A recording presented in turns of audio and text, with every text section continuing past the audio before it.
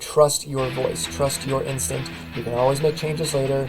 This is not, a sculpture of David in priceless marble, okay? this is a Word document. You can make changes, it's okay.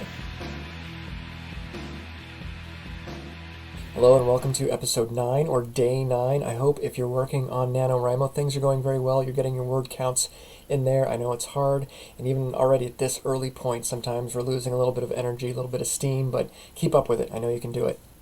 Today's topic, very quickly, talking about present tense versus past tense. Now, some other authors or editors have very, very strong feelings about this. I do not, but it merits consideration. My default is using present tense, which is the difference between I say versus I said, or Tom says versus Tom said.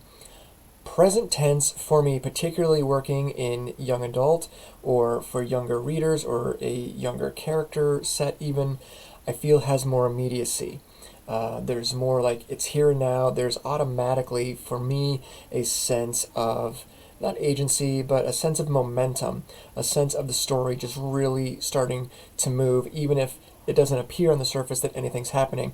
Now, this may benefit me in particular because a lot of the stuff I write for young adult is, and I don't want to use the word literary because I don't think that's accurate, but it's not earth-shaking. It's not genre fiction, quote-unquote, other than the fact that it's young adult.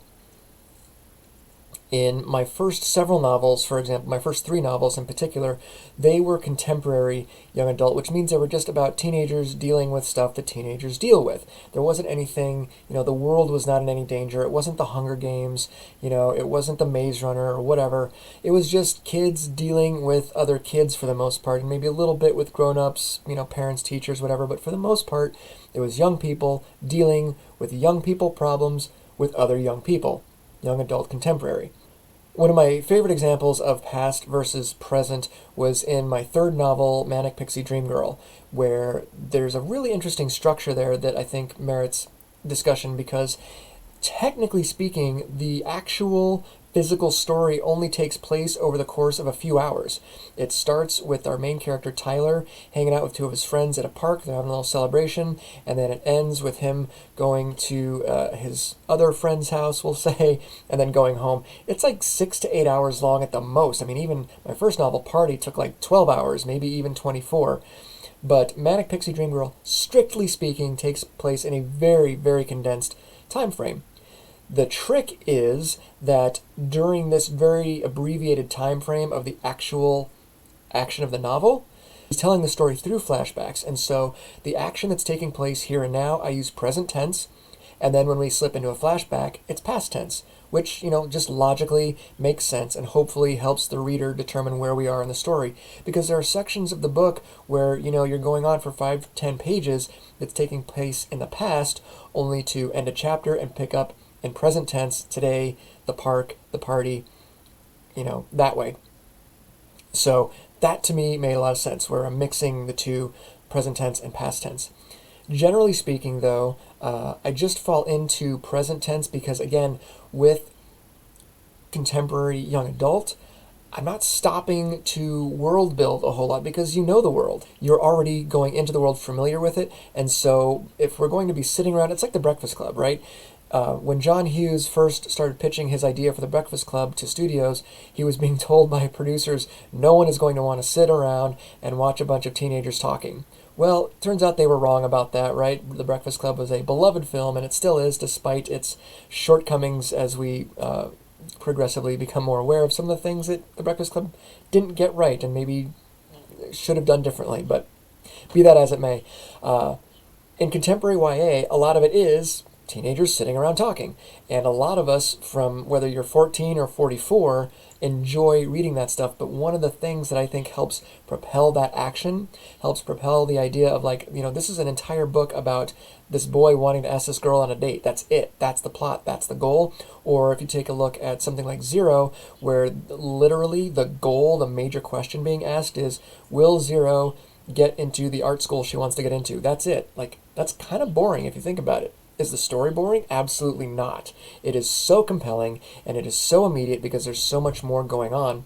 One of the ways that works is by using present tense that tends for me to keep the pace moving, even if we're just talking about art school or going on dates or what my dad said last night or whatever.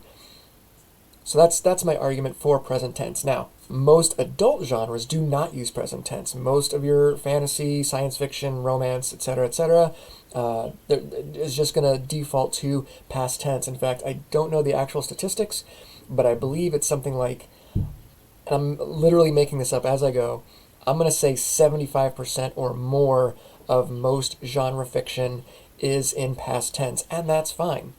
There isn't a rule about it, though. You can write whichever tense you wish.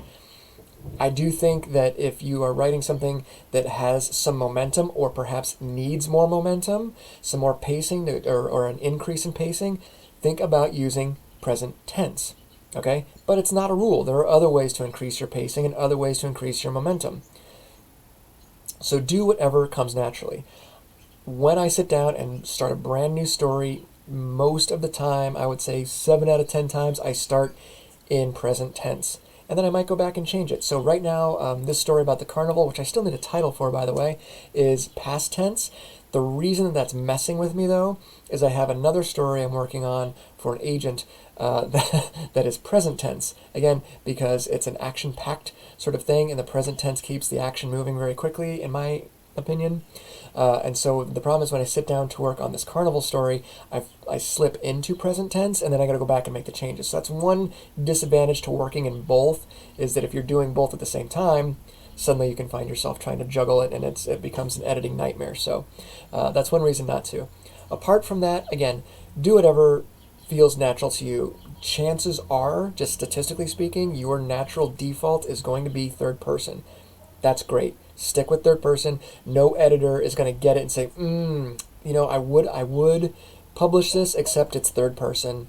That's just simply not going to happen.